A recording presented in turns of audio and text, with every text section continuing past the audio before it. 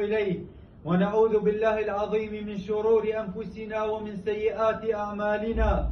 من يهده الله فلا مضل له، ومن يضلل فلا هادي له.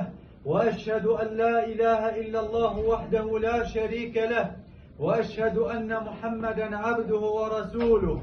يا أيها الذين آمنوا اتقوا الله حق تقاته ولا تموتن إلا وأنتم مسلمون.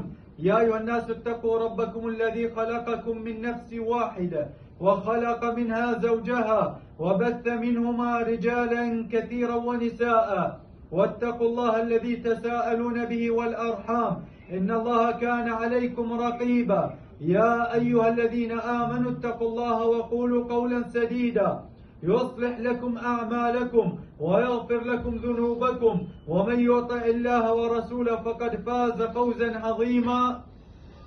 الحمد لله الذي قال في محكم التنزيل: ومن آياته أن خلق لكم من أنفسكم أزواجا لتسكنوا إليها وجعل بينكم مودة ورحمة إن في ذلك لآيات لقوم يتفكرون. الحمد لله الذي أحل لهذه الأمة النكاح وحرم عليها السفاح. نجتمع على بركة الله جل وعلا على عقد الزواج بين السيد أحمد مهند صالح العلي وبين الآنسة ضحى عبد السلام حسين محمد، وبحضور ولي أمرها وموكلها ووالدها السيد عبد السلام حسين محمد حسين. ويتم العقد بينهما على مهر مقدم قدره 25 مليون دينار عراقي لا غير، وعلى مهر مؤخر قدره 25 مليون دينار عراقي لا غير. ويتم العقد بحضور وحضور كل من الشهود السيد طه حمدي محمد والسيد علي تحسين فالح.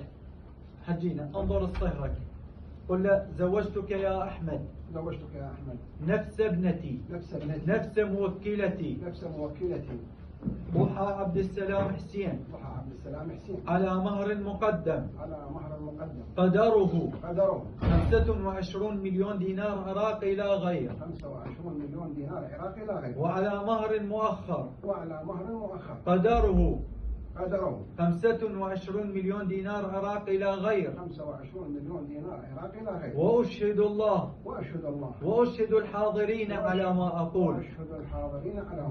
انظر لعمك، قل له: قبلت الزواج من نفس ابنتك ضحى عبد السلام حسين على مهر مقدم قدره 25 مليون دينار عراقي لا غير، وعلى مهر مؤخر قدره 25 مليون دينار عراقي لا غير.